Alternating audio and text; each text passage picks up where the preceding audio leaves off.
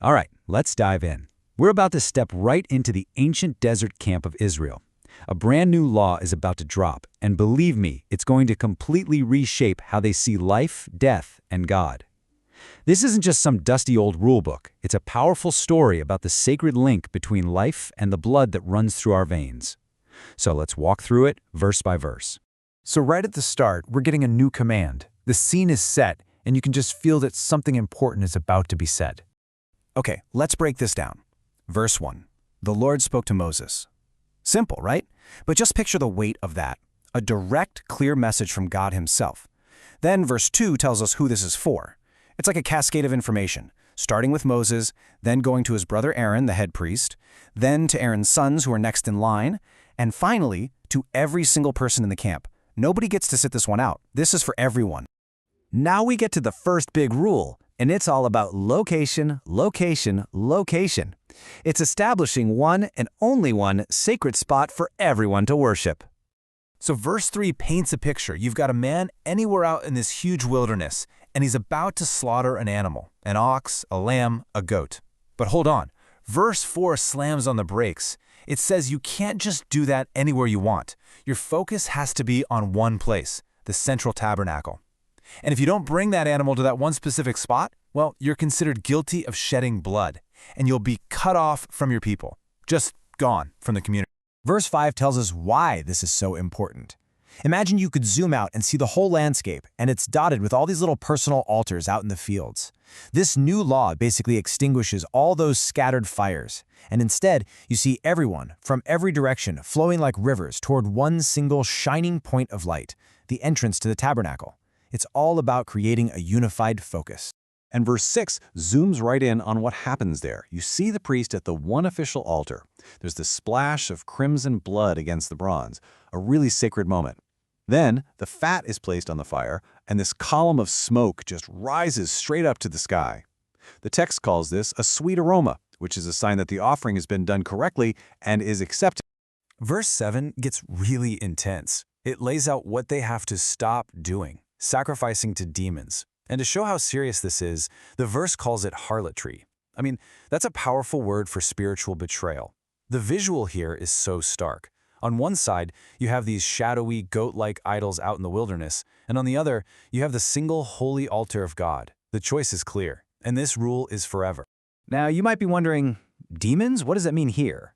Well, the original Hebrew was probably talking about pagan goat deities or other nature spirits that were worshipped at the time. This command was a way of making a clean, total break from all that, demanding exclusive loyalty.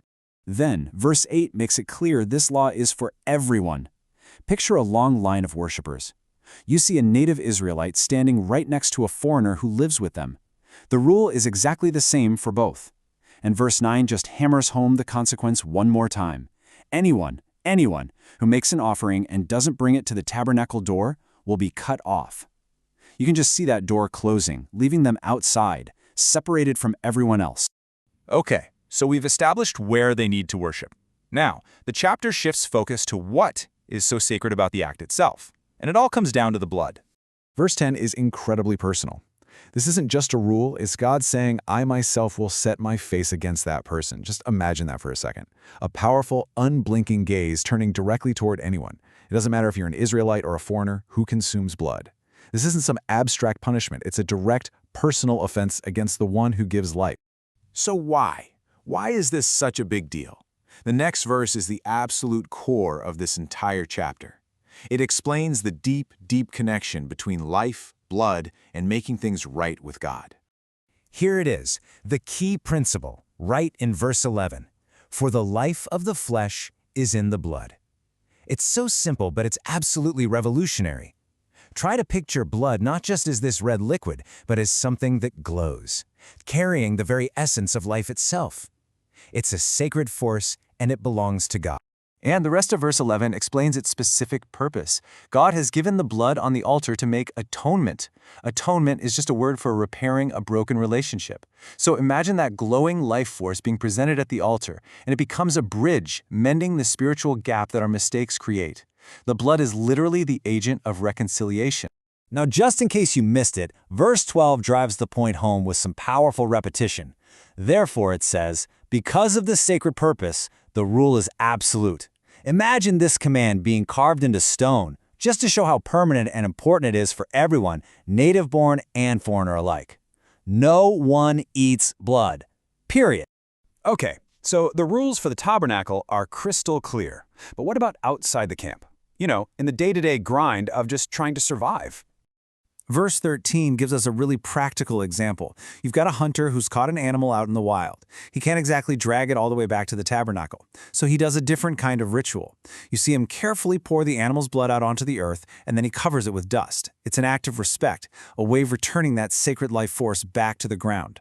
And verse 14 tells us exactly why he does this, repeating the reason one last time and applying it to all creatures. The life of all flesh is its blood. As that hunter covers the blood, you can almost visualize a faint shimmer of light being absorbed back into the earth. It's just reinforcing this idea that all life is sacred and its symbol has to be honored, whether you're at the altar or out in the wilderness. Verse 15 tackles another real-world problem. What if you're hungry and you find an animal that's already dead? You can eat it to survive, but because the blood wasn't properly handled, you become ritually unclean. And the scene that follows is one of purification. That person has to go wash their clothes and bathe their whole body in water, and they stay in that state until the sun goes down. Finally, verse 16 shows us the consequence for skipping that step. If the person decides, nah, I'm not going to bother washing, then they shall bear their guilt. You can just picture that person walking away from the water, and as they do, this symbolic heavy cloak of dust just settles on their shoulders. It's a visible burden that represents their choice. So when you put this whole story together, three main ideas really stand out. First, worship has to be unified, all pointed toward one sacred center. Second, life itself is holy and blood is its physical, tangible symbol. And third, because blood is so sacred, it's set aside for one purpose only, atonement, and it must never, ever be eaten. And you know, this journey through an ancient law really reveals a profound and timeless idea. It's not just about weird rituals. It's about seeing the whole world as being filled with a sanctity that demands our respect. And that leaves us with one final thought to chew on. If the core message from thousands of years ago is that life is sacred, how does that ancient principle challenge the way we live and think today?